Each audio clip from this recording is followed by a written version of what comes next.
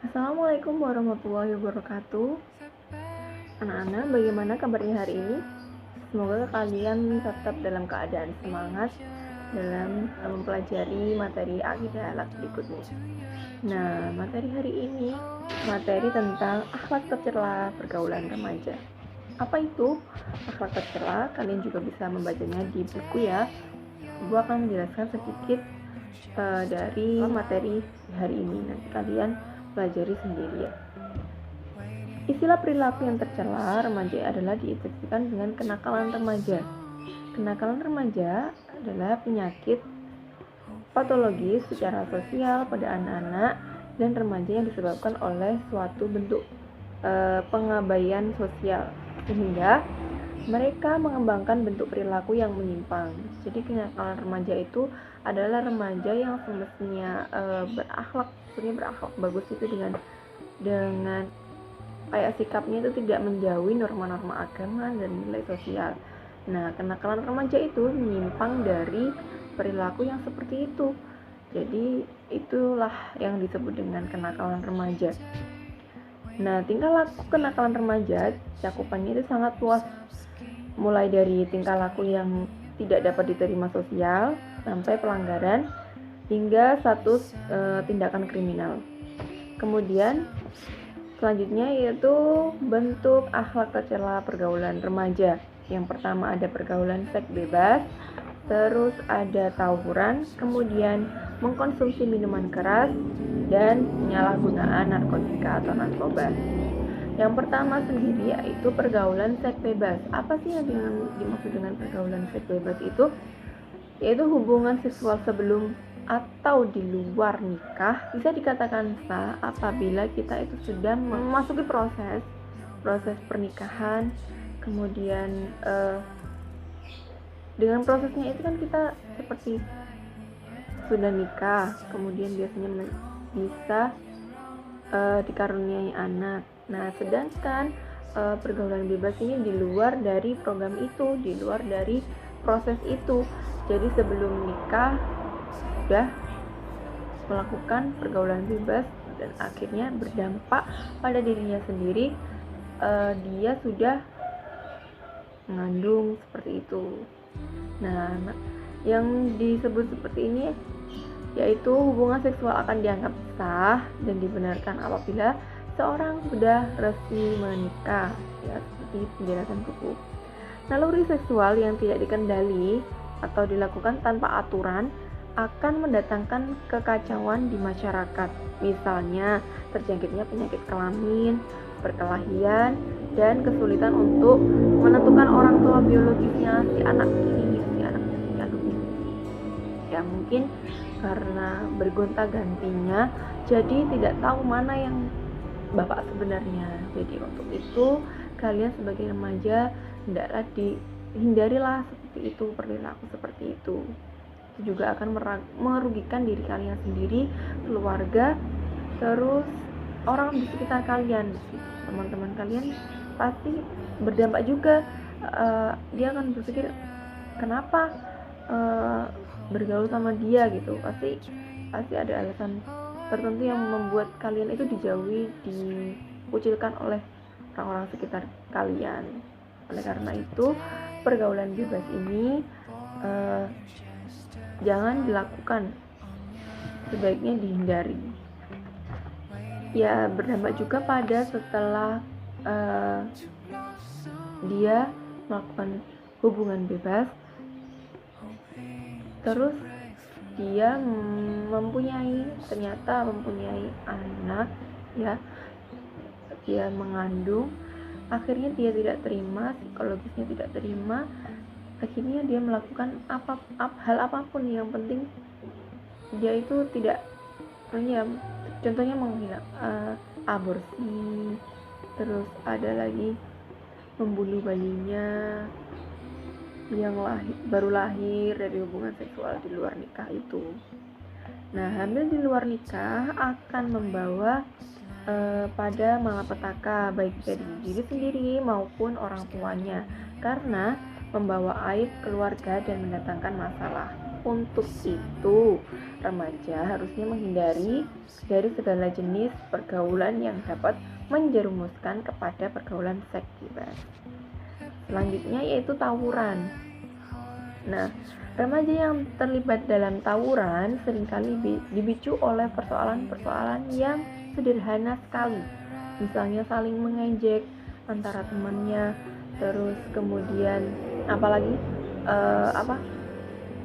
biasanya geng-geng motor seperti itu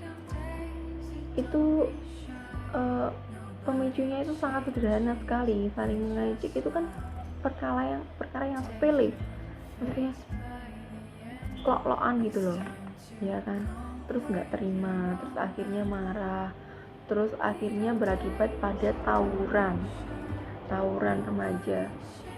Sering sekali biasanya dipicu oleh individu satu dengan individu lainnya. Kemudian yang gerombolannya, maksudnya kelompoknya itu tuh tidak tahu menahu soal permasalahan sebenarnya.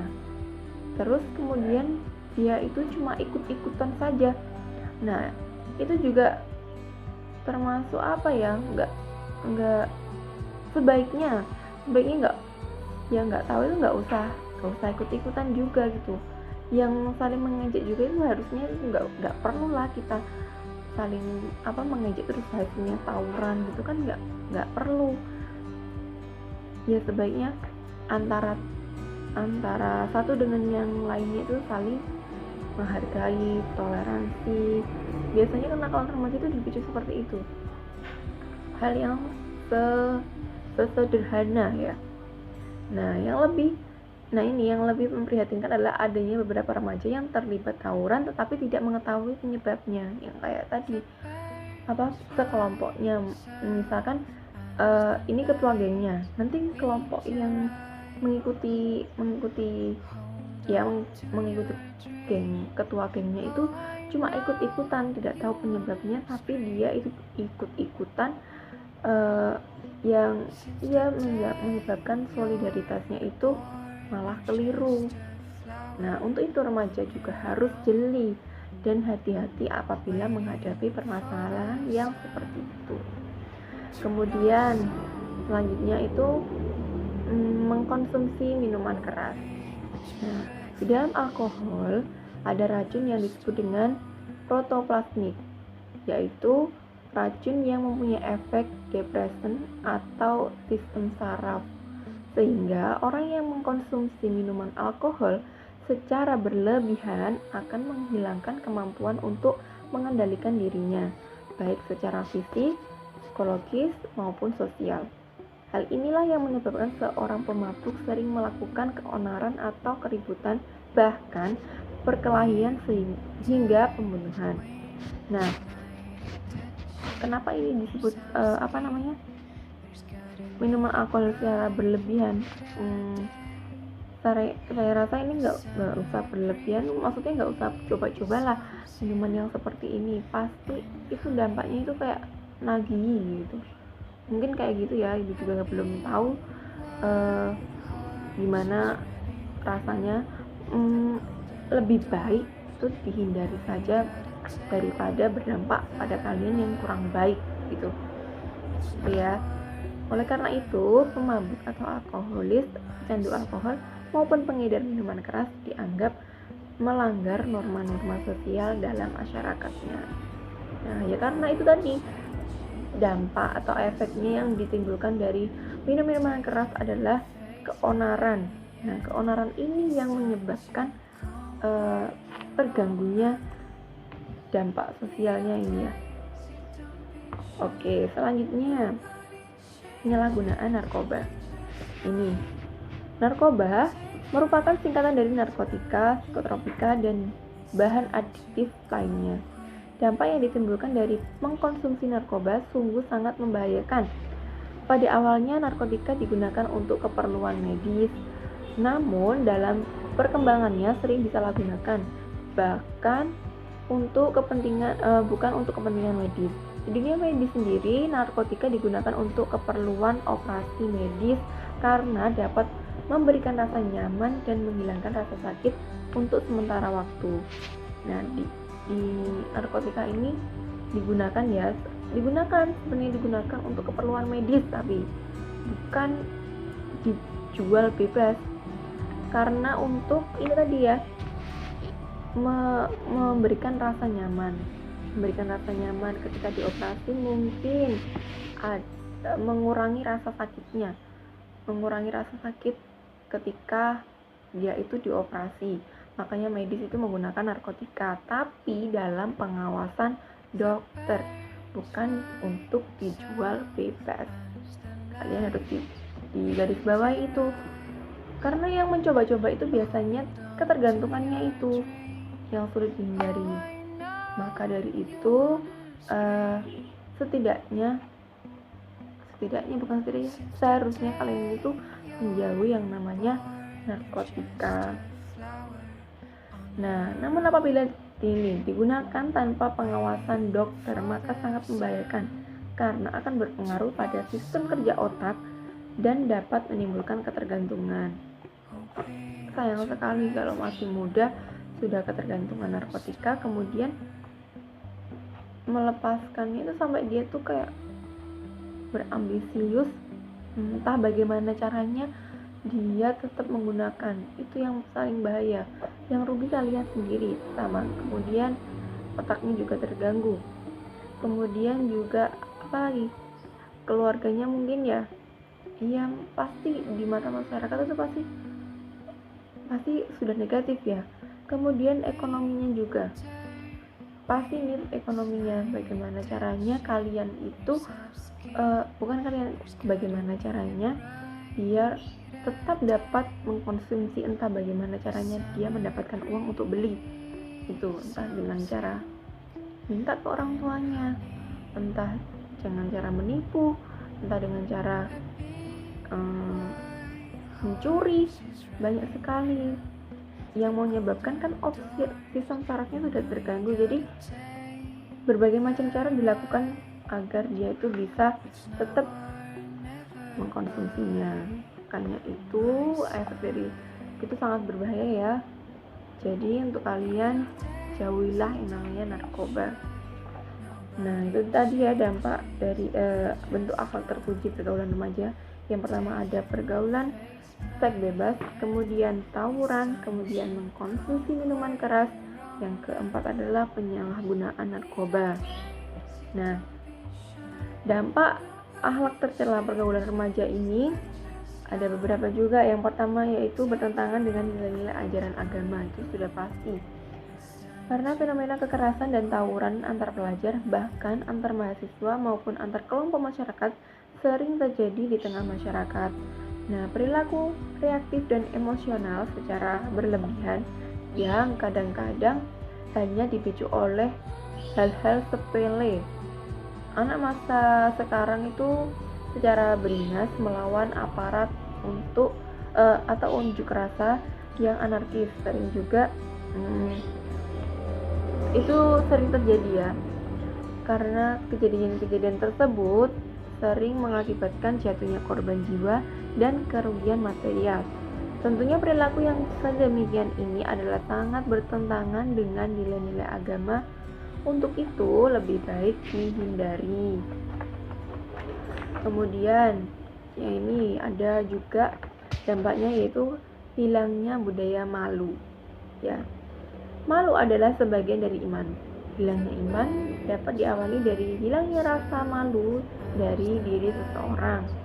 Orang yang mempunyai rasa malu, dia akan lebih berhati-hati dalam melakukan suatu perbuatan. Remaja yang mempunyai rasa malu bila melakukan sesuatu perbuatan, maka akan selalu menjaga martabat atau harga dirinya.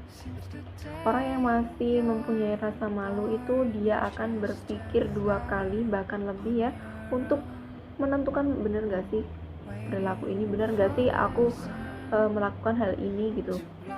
Beda dengan mereka yang sudah hilangnya rasa malu, pudarnya rasa malu pada diri seseorang itu